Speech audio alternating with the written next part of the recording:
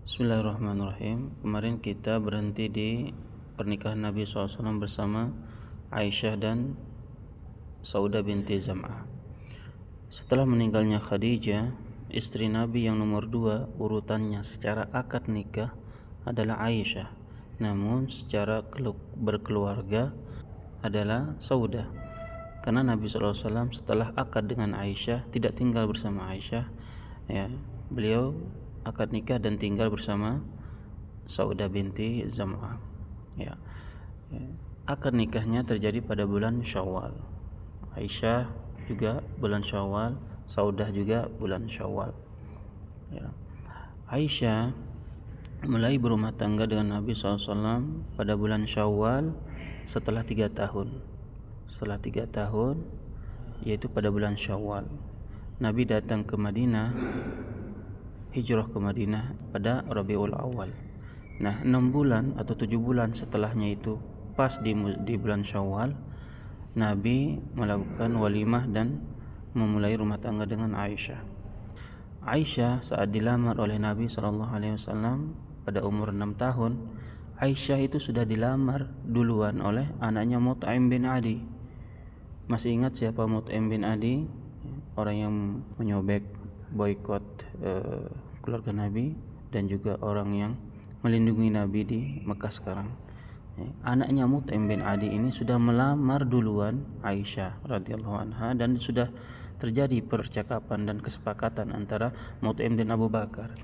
Sehingga ketika Nabi SAW menyebut nama Aisyah, mengutus Khawlah menemui Ummu Ruman mengatakan, tunggu dulu, saya tanya ke Abu Bakar. Abu Bakar mengatakan, apakah boleh Nabi menikahi anak saudaranya? Khawlah bertanya kepada Nabi SAW, dan Nabi menjelaskan bahwa persaudaraan dalam Islam tidak menjadikan anaknya adalah mahram. Dan ini adalah salah satu hikmahnya Nabi menikahi Aisyah, karena zaman jahiliyah dulu kalau ada hubungan persaudaraan yang bukan dari hubungan darah, mereka menganggapnya anak saudara itu juga menjadi keponakannya yang tidak bisa dinikahi.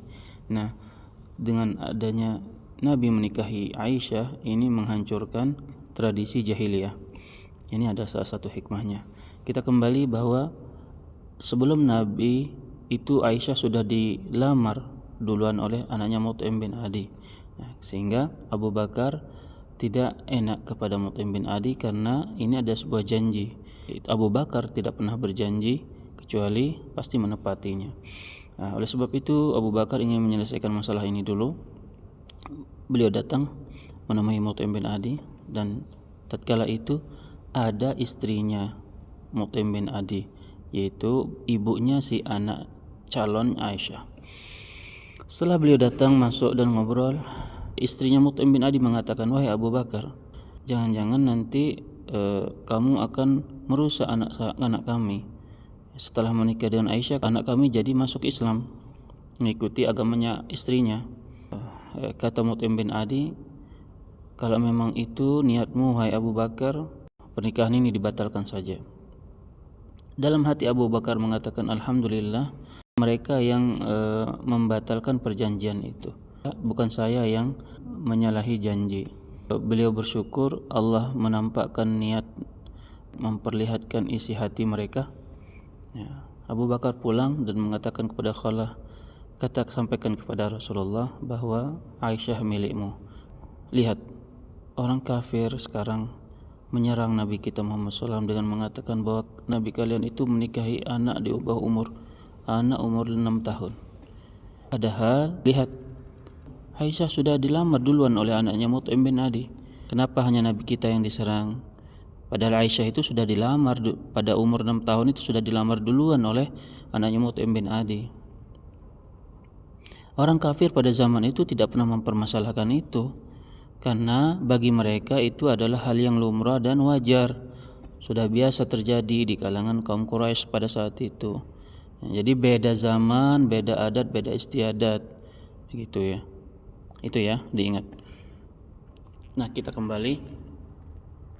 Aisyah dan Saudah itu menikah dengan Nabi SAW pada umur pada bulan Syawal, di tahun ke-10 dari kenabian.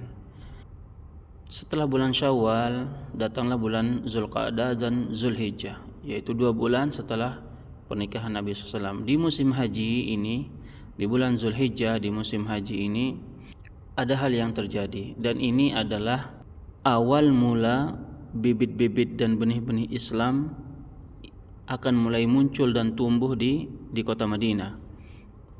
Pada musim haji itu, pada tahun ke-10 dari kenabian, ya, datanglah seseorang yang terkenal dari suku Aus. Orang ini bernama Suaid bin Somit. Suaid bin Somit terkenal dengan nama Al-Kamil. Al-Kamil artinya sempurna. Kenapa digelari Al-Kamil? Karena orang ini berbadan sempurna, tinggi, besar, kekar, dan dia adalah petarung yang hebat. Di medan tempur dia petarung yang disegani dan ditakuti. Dia terkenal. Nah, dia ini datang untuk berhaji. Mendengar itu, didatangi oleh Nabi SAW, ditawarkan Islam, kemudian dibacakan Al-Quran. Al-Kamil mengatakan apa? Wah, ini hal yang luar biasa, ini sangat bagus. Akhirnya Kamil menerima. Qaddarallah, setelah Kamil pulang berhaji, tidak lama terjadi peperangan antara suku Aus dan Khazraj, dan Kamil pun meninggal. Jadi Al-Kamil ini tidak sempat menyebarkan Islam di Madinah. Makanya saat dia meninggal, orang-orang mengatakan seorang muslim telah meninggal. Tentang Aus dan Khazraj, 2 suku yang ada di Madinah ini, dia selalu berperang. Suku Aus dan Khazraj ini selalu bertikai dan berperang. Kebiasaan itu sudah diwarisi dari nenek moyang mereka. Tahun ini mungkin Khazraj yang menang, tahun depannya lagi mungkin Aus yang menang. Begitu seterusnya. Nah, setelah Al-Kamil meninggal, setelah beberapa bulan, ya, datang sekelompok orang dari kaum Aus datang ke Mekah untuk mencari bantuan, untuk mencari dukungan, ya, supaya mereka bisa mengalahkan suku Khazraj. Mereka datang ke Mekah dipimpin oleh Anas bin Rafi'. Kunyahnya disebut Abul Haisar. Abul Haisar ini datang ke Mekah bersama beberapa pemuda dari kaum Aus. Nah, Nabi SAW mendengar itu, Nabi mendatangi mereka, menawarkan Islam, mengajak mereka untuk membantu Nabi SAW dalam menyebarkan Islam di Madinah. Namun mereka tidak mau. Hanya satu yang menerima, yang bernama Iyas bin Mu'adz. Iyas bin Mu'adz dari Bani Abdul Ashhal. Ya. Iyas bin Mu'adz mengatakan, wallahi ini lebih baik daripada tujuan kita ke Mekah. Anas bin Rafi', Abul Haisar, mengatakan, diam kamu wahai Iyas, bukan ini tujuan kita ke Mekah. Kita kesini bukan untuk mencari agama baru, tapi kita di sini untuk mencari kekuatan agar suku kita lebih kuat melawan suku Khazraj. Iyas bin Mu'adz pun meninggal. Jadi baik itu Al-Kamil atau Iyas bin Mu'adz tidak sempat mendakwahkan Islam di Madinah, namun mereka berdua sudah dikenal bahwa mereka beragama Islam. Itulah yang terjadi di tahun ke-10, ya. Di tahun berikutnya, pada tahun ke-11 dari kenabian, pada musim haji, Nabi SAW mendakwahi setiap kabilah yang datang dari luar Mekah, baik itu dari Madinah, dari Yaman, dari Syam. Beliau datangi dan dakwahi.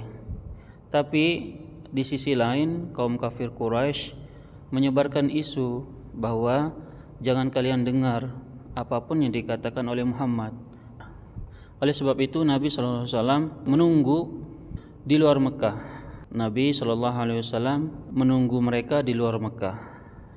Ada sekelompok orang yang sedang duduk di Aqabah. Nabi mendatangi mereka. Jumlah mereka adalah 7 orang. Nabi dakwahi mereka, tawarkan Islam. Nabi jelaskan bahwa beliau adalah seorang nabi dan utusan. Nah, 7 orang ini ternyata dari suku Khazraj. Suku Khazraj.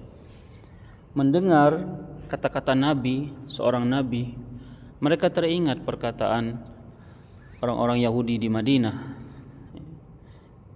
Sering mereka mengatakan bahwa ada Nabi yang mereka sedang tunggu-tunggu, yang akan datang nanti di kota ini, di Madinah. Pada saatnya nanti Nabi itu datang, kami akan balas dendam kepada kalian. Kami akan memerangi kalian sebagaimana Allah memerangi kaum Ad dan Tsamud.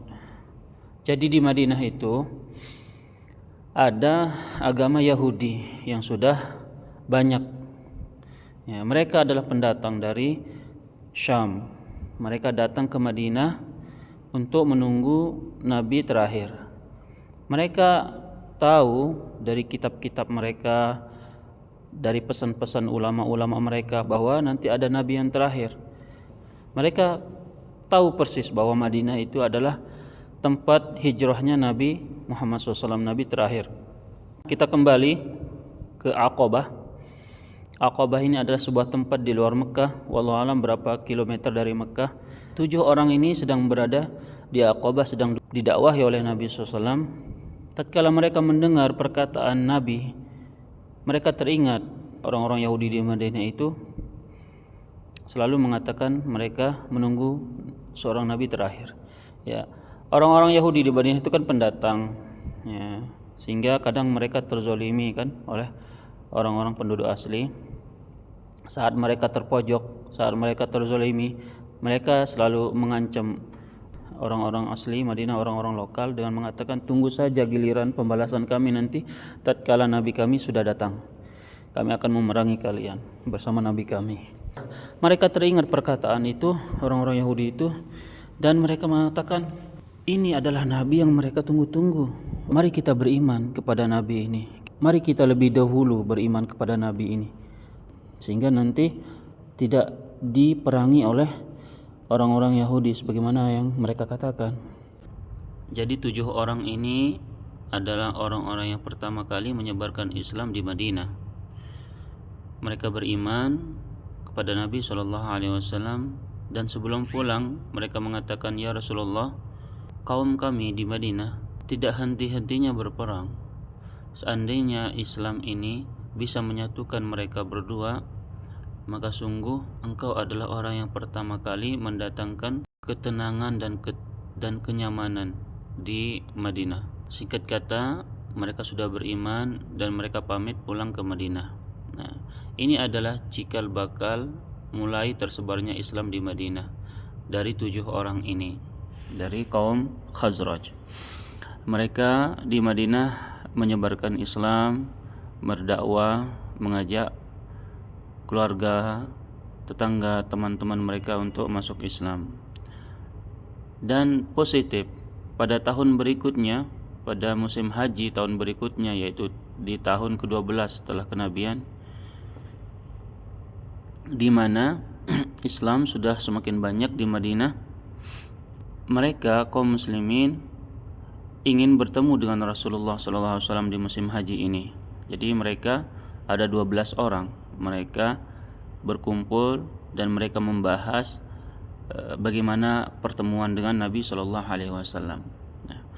12 orang ini, 7 diantaranya adalah orang-orang yang pada tahun lalu bertemu dan beriman kepada Nabi SAW.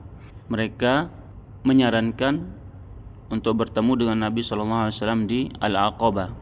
12 orang ini, yang pertama adalah As'ad bin Zurarah, Auf bin Afra, Mu'ad bin Afra, Rafi' bin Malik bin Ajlan, Ubadah bin Samit, Zakwan bin Abdul Qais, Yazid bin Tha'labah, Al-Abbas bin Ubadah, Uqbah bin Amir, Amir bin Hadidah atau Hudaidah. Kemudian 2 orang berikutnya adalah dari kaum Aus, yaitu Abul Haytham ibnu Taiham dan Uwaim bin Sa'idah. Totalnya 12 orang. 10 dari kaum Khazraj, 2 dari kaum Aus. 12 orang totalnya. 7 di antara mereka adalah orang-orang yang sudah beriman tahun lalu, yang sudah bertemu dengan Nabi SAW tahun lalu. 12 orang ini berangkat menuju Mekkah pada musim haji di tahun ke-12 setelah kenabian. Mereka menunggu di Al-Aqabah. Salah satu di antara mereka mengirimkan kabar kepada Nabi SAW, dan Nabi SAW datang bertemu dengan mereka secara diam-diam di Al-Aqabah.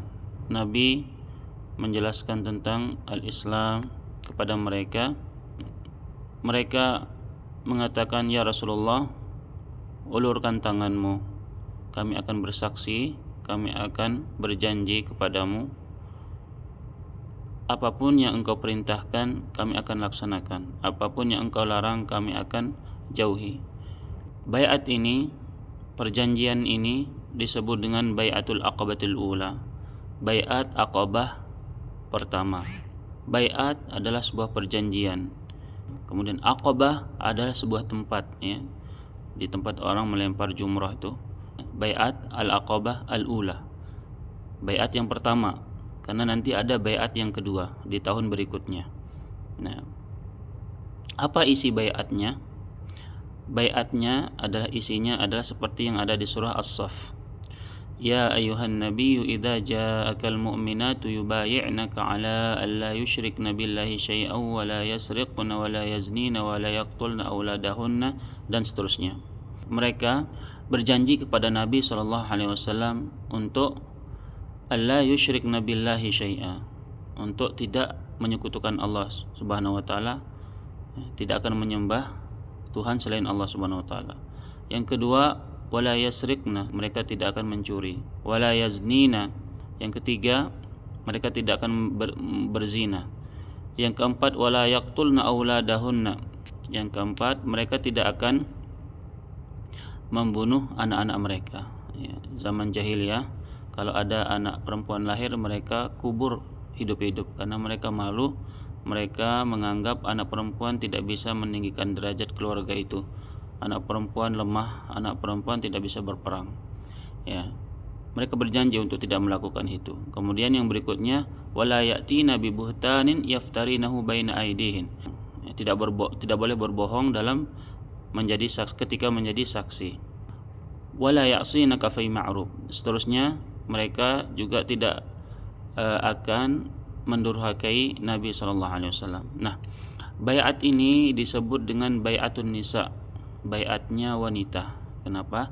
Karena dalam baiat ini belum ada perjanjian tentang berperang. Kenapa disebut baiatun nisa, baiat perempuan? Karena dalam ayat ini disebutkan, idza ja'akal mu'minat, wahai Nabi, wahai Muhammad, apabila datang kepadamu wanita-wanita yang mukmin, wanita yang berbaiat kepadamu. Nah, karena ada kata-kata baiat mukminat, wanita-wanita, maka disebut baiat ini adalah baiatun nisa, baiatnya wanita. Setelah mereka berbaiat, berjanji kepada Nabi SAW, dan mereka pulang ke Madinah.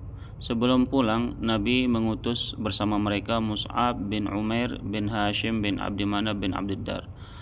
Mus'ab bin Umair, Nabi mengutus Mus'ab bin Umair untuk membacakan Al-Quran kepada mereka nanti di Madinah, untuk mengajarkan Islam kepada penduduk Madinah. Mus'ab bin Umair dibawa oleh As'ad bin Zurarah. As'ad bin Zurarah ini adalah orang Khazraj, kaum kabilah Khazraj. Nah, Mus'ab bin Umair mengajarkan Islam kepada penduduk Madinah, dan kaum muslimin berkumpul mendengarkan penjelasan dari Mus'ab bin Umair, menjelaskan hadis-hadis, ilmu-ilmu yang beliau dapatkan dari Nabi SAW. Mereka berkumpul di rumah Bani Dhafar. Rumah Bani Dhafar ini adalah termasuk kaum Aus.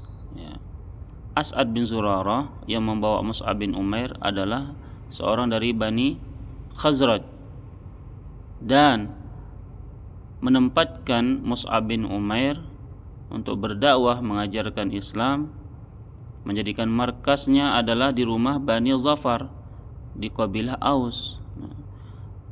Sa'ad bin Mu'az saat itu adalah ketua kabilah Aus.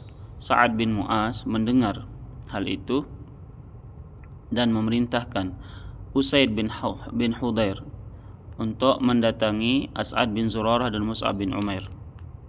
Usaid bin Hudair bergegas, dia membawa pedang, membawa panah dan busurnya, masuk menemui As'ad bin Zurarah dan Mus'ab bin Umair, mengatakan, apa yang kalian telah lakukan ini? Kenapa kalian menyebarkan dakwah yang isinya mencela Tuhan-Tuhan kami? Kalian lakukan itu di rumah-rumah kabilah Aus. Kenapa? Kenapa kalian tidak lakukan itu di kabilah Khazraj? Mus'ab bin Umair mengatakan, wahai Usaid, kenapa kamu tidak mau mendengarkan dulu penjelasan saya? Sini duduk, dengarkan penjelasan saya. Jika kamu tertarik, maka alhamdulillah.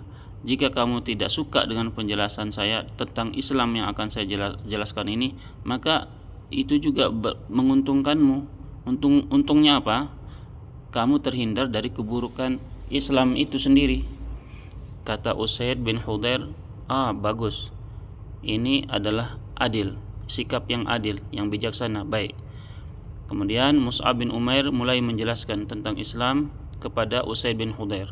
Rupanya Usaid bin Hudair ini tertarik dan bertanya, apa yang harus aku lakukan kalau aku mau masuk Islam? Mus'ab bin Umair mengatakan, kamu mandi, pakai pakaian yang bersih, kemudian mengucapkan 2 kalimat syahadat, kemudian sholat 2 rakaat. Nah, setelah itu Usaid bin Hudair mengatakan, kalian tahu enggak yang menyuruh aku datang di sini adalah Sa'ad bin Mu'az. Kalian tahu siapa Sa'ad bin Mu'az?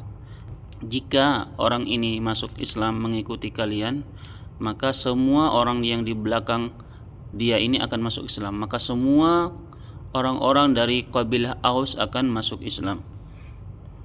Maka tunggu, kata Usaid bin Hudair, sebentar lagi aku akan mengirim Sa'ad bin Mu'az ke sini, ke hadapan kalian.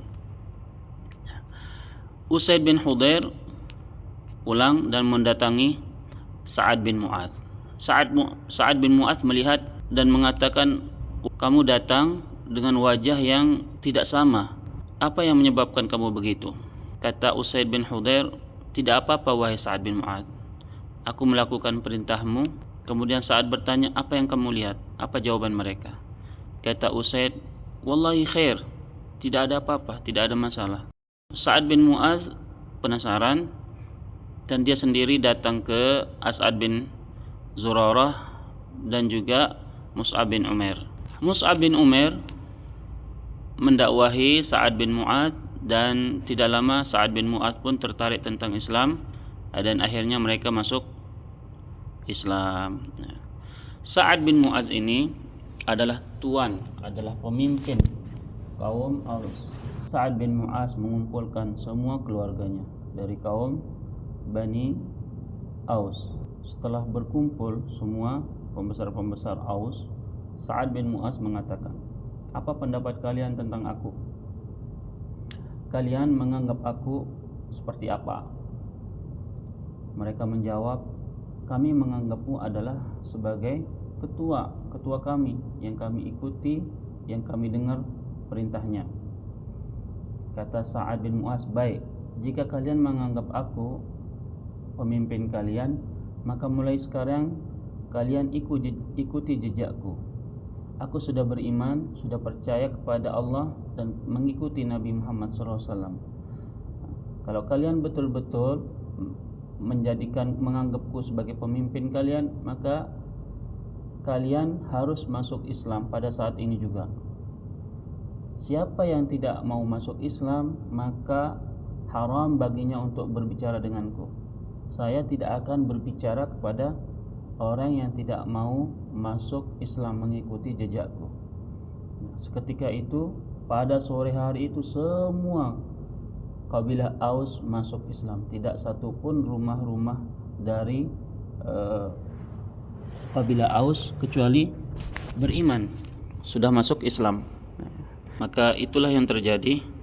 Kabilah Aus semuanya masuk Islam disebabkan karena pemimpinnya masuk Islam, yaitu Sa'ad bin Mu'adz. Mus'ab bin Umair melanjutkan dakwahnya di rumah Bani Dhafar. Jadi kabilah Aus dan kabilah Khazraj ini sudah masuk Islam semuanya. Semua penduduk Madinah bisa dibilang sudah beriman, kecuali ada beberapa kabilah kecil saja yang belum beriman. Di antaranya adalah kabilah Bani Umayyah bin Zaid, kabilah Wa'il, dan kabilah Waqif. Ya, 3 kabilah ini belum beriman. Mereka masih taat kepada perintah Abu Qais ibn Aslat. Tetapi tidak lama, 5 tahun setelah Nabi berhijrah, semua kabilah itu masuk Islam, tepatnya pada perang Khandaq atau perang Al-Ahzab. Nah, jadi sebelum Nabi berhijrah ke Madinah, Islam sudah kokoh, sudah kuat di Madinah. Nah, itulah cerita tentang Bai'ah Aqabah pertama. Ya, kemudian diutusnya Mus'ab bin Umair untuk menjadi utusan Nabi untuk berdakwah mengajarkan Islam di Madinah. Nah, sehingga Mus'ab bin Umair sukses menjadi dai yang bisa mengislamkan hampir seluruh penduduk Madinah. Setelah Mus'ab bin Umair sukses berdakwah, beliau pulang ke Mekah, beliau kembali ke sisi Rasulullah SAW. Beliau menjelaskan kepada Rasulullah SAW bagaimana kondisi sekarang di Madinah, bahwa di sana kaum muslimin sangatlah banyak dan menantikan kehadiran Nabi SAW. Tahun depannya, pada musim haji tahun berikutnya, berkumpullah 70 orang dari kaum Ansar, dari orang-orang Madinah. Mereka ingin bertemu dengan Nabi SAW. Mereka ingin menawarkan dan meyakinkan Nabi SAW bahwa Madinah adalah tempat yang aman. Orang-orang Madinah sudah kangen dan menunggu Nabi SAW. Ya, mereka berangkat ke Mekah pada musim haji itu, dan seperti biasa mereka menunggu Nabi SAW di Al-Aqabah. Pada tengah malam, secara diam-diam ke Nabi SAW, dan Nabi datang. Kemudian mereka mulai membahas hijrah Nabi SAW. Saat itu mereka berjumlah 70 orang dari kaum Khazraj dan kaum Ansar. Sekarang kaum Khazraj dan kaum Ansar itu sudah tidak lagi berperang, mereka sudah bersaudara setelah mereka masuk Islam. Ya, 70 orang, di antara mereka ada 2 wanita, yaitu Nusaybah binti Ka'ab Ummu Ammarah, dan yang kedua adalah Asma Ummu Amr bin Adi dari Bani Salamah. Nah, 70 orang ini akan berbaiat kepada Nabi SAW mewakili seluruh penduduk Madinah, seluruh kaum muslimin yang ada di Madinah. Baiat kali ini berbeda dengan baiat yang pertama. Baiat kali ini adalah baiat akan membela Nabi SAW habis-habisan, akan membela dan menjaga Nabi SAW. Nabi SAW membawa pamannya yang bernama Abbas. Pada saat itu Abbas belum masuk Islam, hanya sebagai saksi atas kesepakatan antara Nabi Muhammad dan orang-orang Madinah. Abbas berkata, "Kalian sudah mengetahui bahwa Muhammad, keluarga kami yang sangat berharga, dia lebih memilih kalian daripada kami. Jika kalian serius dengan janji kalian, baiat kalian, maka lakukanlah. Tetapi jika kalian masih setengah-setengah, jangan lakukan. Apabila nanti di pertengahan jalan kalian meninggalkan Muhammad, biarkan Muhammad tetap bersama kami." Mereka mengatakan, "Kami sudah mendengarkan. Katakan ya Rasulullah, apa permintaanmu kepada kami?" Rasulullah mengatakan, "Tamna'uni mimma tamna'una minhu nisa'akum wa abna'akum." Ya. Apakah kalian mau menjagaku sebagaimana kalian menjaga istri-istri dan anak-anak perempuan kalian? Al-Bara bin Ma'rur, orang yang pertama kali mengeluarkan tangannya dan berkata, "Ya Rasulullah, demi Allah, zat yang telah mengutusmu dengan kebenaran, aku berjanji, aku bersumpah akan menjagamu sebagaimana aku menjaga anak dan istriku. Maka ya Rasulullah, ulurkan tanganmu. Aku mau bersaksi, aku mau berbaiat, aku mau bersumpah. Demi Allah, engkau tahu wahai Nabi Allah, kami adalah anak-anak perang. Kami sudah terbiasa dengan perang. Kami warisi kebiasaan itu dari kakek nenek buyut kami. Abul Haytham ibn Tayhan, seorang dari Aus, menimpal Abul Haytham ibn Tayhan berkata, "Ya Rasulullah, kami selalu berperang bersama Aus dan Khazraj. Mulai sekarang kami tidak akan lagi berperang antara kami. Jika kami meninggalkan itu semua dan kami lebih memilihmu, nanti engkau meninggalkan kami dan engkau pulang, engkau balik lagi ke kaummu di Mekah, maka apa yang harus kami lakukan ya Rasulullah?" Gitu. Rasulullah tersenyum saja mendengar itu. Rasulullah mengatakan, "Ad-damud dam, balid-damud dam." Darah dengan darah, nyawa dibalas dengan nyawa. Maksudnya, aku akan bersama kalian dan akan seterusnya bersama kalian. Aku akan berperang jika kalian berperang, dan aku akan menjadikan sahabatmu adalah sahabatku. Al-Abbas bin Ubadah Al-Ansari angkat bicara, "Wahai kaum Khazraj, apakah kalian tahu apa yang kalian lakukan ini adalah apa?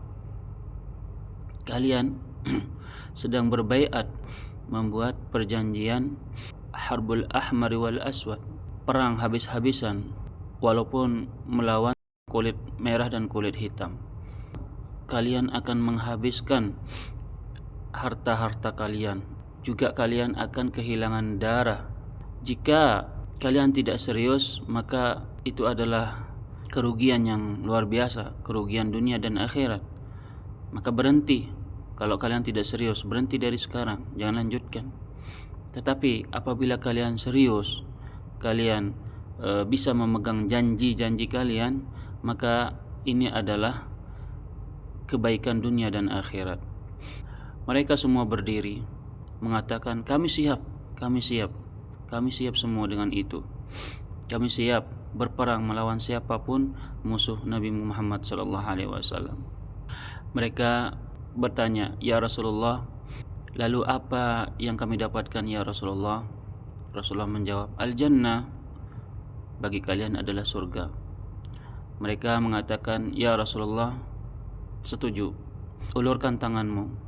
Ulurkan tanganmu ya Rasulullah, kami akan bersumpah, kami akan berbaiat kepadamu." Maka Rasulullah mengulurkan tangannya dan semua orang yang hadir di situ membaiat Nabi SAW. Baiat kali ini berbeda dengan baiat yang pertama. Baiat ini adalah baiat Aqabah yang kedua. Selesai baiat Aqabah Ats-Tsani yang kedua, syaitan jealous, syaitan cemburu. Ya. Ada syaitan penunggu Aqabah itu berteriak membangunkan semua penduduk Mekah. Syaitan berteriak mengatakan, "Ya ahlal jababib, hal lakum min mudhammam." Wahai penduduk Aqabah, wahai penduduk Mekah, bangun, ini ada Muhammad. Mereka berkumpul akan memerangi dan membunuh kalian. Nabi SAW mengatakan ini adalah jin penunggu Aqabah. Nabi mengatakan, "Atasma' ay adu Allah, dengar wahai musuh Allah, nanti setelah ini saya akan urus kamu," kata Nabi SAW. Nabi SAW mengatakan kepada orang-orang Al-Ansar, "Kalian kembalilah ke Madinah." Ya, Nabi mengatakan itu karena penduduk Mekah bangun, mereka bangun dan membawa senjata. Mereka semua alhamdulillah selamat, tetapi yang tidak beruntung adalah satu, yaitu Sa'ad bin Ubadah. Sa'ad bin Ubadah tertangkap oleh orang-orang kafir Quraisy, ya, dan beliau diazab, disiksa.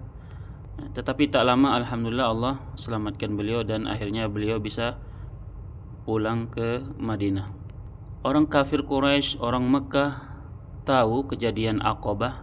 Oleh sebab itu kaum kafir Quraisy semakin murka terhadap kaum muslimin yang ada di Mekah.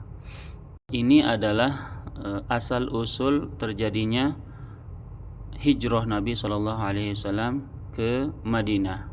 Pada video berikutnya nanti kita akan sampaikan perjalanan hijrah Nabi SAW menuju ke Madinah. Semoga ini bermanfaat. Assalamualaikum warahmatullahi wabarakatuh.